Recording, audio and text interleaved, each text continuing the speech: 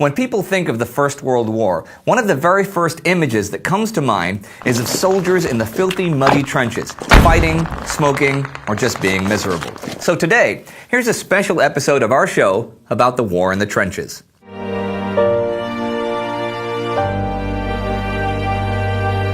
I'm Indy Neidell. Welcome to the Great War. The First World War began and ended with a great deal of movement and huge offensives. However, it remains typified by its lack of movement and the years of stalemate on the Western Front, and the trenches were the front lines. But behind them were a massive supply lines, training establishments, storage, workshops, headquarters, and all the other essentials of war where the majority of troops were employed. The idea of digging into the ground for protection was not a new idea or unique to the Great War. It was, for example, widespread in the U.S. Civil War and the Russo-Japanese War. Trench warfare in World War I began in September 1914, just after the Battle of the Marne, north of Paris. The Germans pulled back to the Aisne River and dug into their positions. The British and the French followed suit. What we saw over the following 2 months is known as the Race to the Sea, as trench lines grew and grew northward toward the Channel and the North Sea, and each side tried to outflank the other to gain an advantage. By the end of November, there was a continuous line of trenches between Switzerland and the North Sea. At first, the trenches were little more than foxholes or ditches, intended for short battles. As the stalemate continued, however, it became obvious that a more elaborate system was needed. Now, although the specific construction of a trench was determined by the local terrain, most were built according to the same basic design. The front wall of the trench, the parapet, averaged around 10 feet high. It was lined with sandbags from top to bottom and also had 2 or 3 more feet of sandbags stacked above ground level. In parts of Italy, trenches were dug in rock, in Palestine in sand. In France, the trenches ran through towns and villages, industrial works, coal mines, brickyards, across railway tracks, through farms, fields, and woods, across rivers, canals, and streams, and each feature presented its own set of challenges for the men who had to dig in and defend.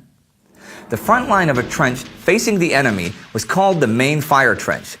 It's not a straight line, and it's dug in sections, so if an artillery shell explodes in one section, or bay, only that section is affected.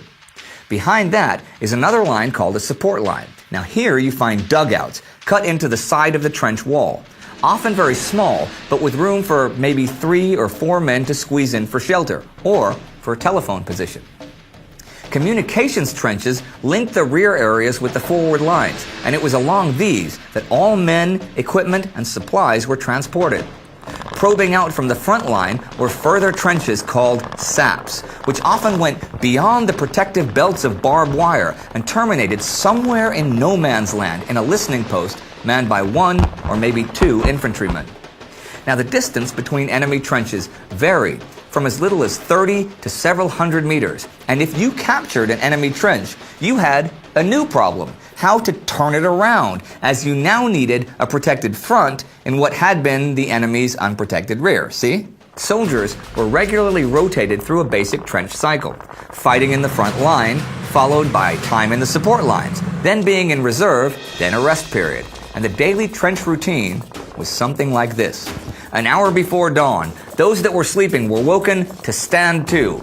Everyone fixed bayonets and readied himself to guard against a dawn raid by the enemy. Both sides carried out their respective stand-tos, and despite the knowledge that each side was prepared, it was still at this time that many attacks were carried out.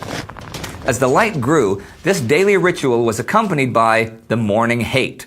This was when both sides relieved the tension of the early hours with indiscriminate machine gun fire and heavy artillery shelling. Following stand 2, the men would have their breakfast and clean their weapons. The cleaning would be done in shifts though, with only a few of the men cleaning their weapons at any one time. Then came the daily inspection. Weapons would be checked, as would the men's clothing. This inspection would include a foot inspection for signs of trench foot. Now, trench foot was a medical condition peculiar to trench life. It was a fungal infection of the feet caused by cold, wet, and unsanitary trench conditions, and could turn gangrenous and result in amputation. Some 20,000 casualties from trench foot are said to have been suffered by the British Army by the end of 1914, although as trench conditions improved in 1915, it rapidly faded. Daily chores were then assigned. These could be filling the sandbags, repairing duckboards, pumping out the water that had gathered, digging latrines, and so forth. This was followed along the lines by the daily boredom.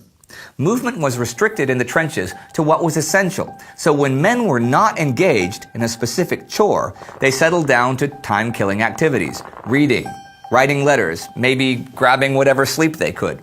In the middle of war, the boredom was often crushing.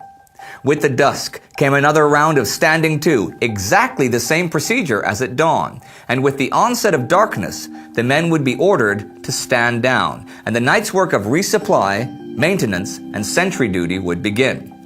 Now, sentry duty was never more than 2 hours, as there was a real chance that a man would fall asleep at his post, and falling asleep on duty was considered to be such a serious offense that the penalty was death by firing squad. Nighttime also brought the need to patrol no man's land, man listening posts, and send out wiring parties. Occasionally, a patrol would meet an enemy patrol in the darkness, and they would each be faced with the decision of whether to fight or simply let the other pass. Such fighting, though, would be hand-to-hand, as gunfire would invite a burst from trench machine guns. It has been estimated that up to 1/3 of all Allied casualties on the Western Front were actually sustained in the trenches. To the men serving in them, death was a constant companion, even when it was quiet, and death came in many guises. In busy sectors, the constant shell fire brought random death. Many shelling casualties were buried alive, and those who couldn't be dug out suffered a terrible death indeed. All soldiers in the trenches also quickly learnt to curb their natural inclination to peer over the parapet into no man's land. To do so was to invite a sniper's bullet. Disease also took a heavy toll in the trenches, as you may imagine, but no overview of life in the trench would be complete without mentioning the one overriding feature that instantly struck anyone visiting the lines: the appalling smell, which came from several sources, including rotting flesh. The dead could number in the thousands or even tens of thousands.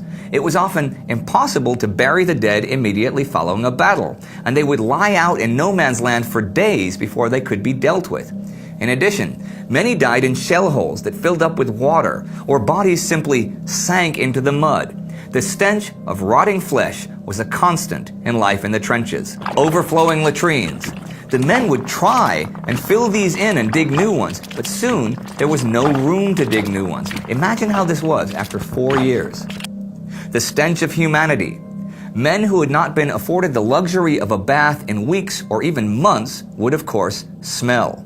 There was also the smell of disinfectant used to fight disease and infection, and the smells of battle, cordite, or the lingering hint of poison gas. The men on the lines actually grew used to this olfactory overload, but it would overcome first-time visitors to the front. There were also millions and millions of rats. If you're wondering what the men ate, food for soldiers in the trenches during World War I was at times a luxury. Getting hot food from the field kitchens to the front-line trenches could be impossible when a battle was imminent or in progress. Now, at the beginning of the war, soldiers got just over a pound of meat each, the same in bread, and a half pound of vegetables each day. But by 1917, the official ration was much smaller. Fresh meat was getting harder to come by, and the ration was reduced to just 6 ounces of bully beef. Common foods were makanaki stew and hard biscuits. All men received the same rations, and the ranks were always fed before the officers, although when able, the horses ate before both. There was no official vegetarian option, although provision was made for Indian personnel. There was very little waste, and leftovers were sold as swill to local farmers, while drippings were saved for use in manufacturing explosives. The key to success in the trenches was communication, and the mainstay in communication was the runner, who braved bullets and shells, mud and mayhem to take messages to and from forward positions. Although telephones were relatively commonplace, they relied on wires that were easily cut by shellfire or by accident. A big use for the telephone was from forward observation posts to spot for the artillery, and it was not a happy soldier who was told, in the face of shellfire and rifle bullets, to go out and trace and repair breaks in the telephone wires. It was vital, though, for without instant communication, a commander was in an impossible position. Radio was still a fairly new medium, but the wireless advantage was obvious, and it developed rapidly throughout the war, becoming quite sophisticated and common in the trenches by the end.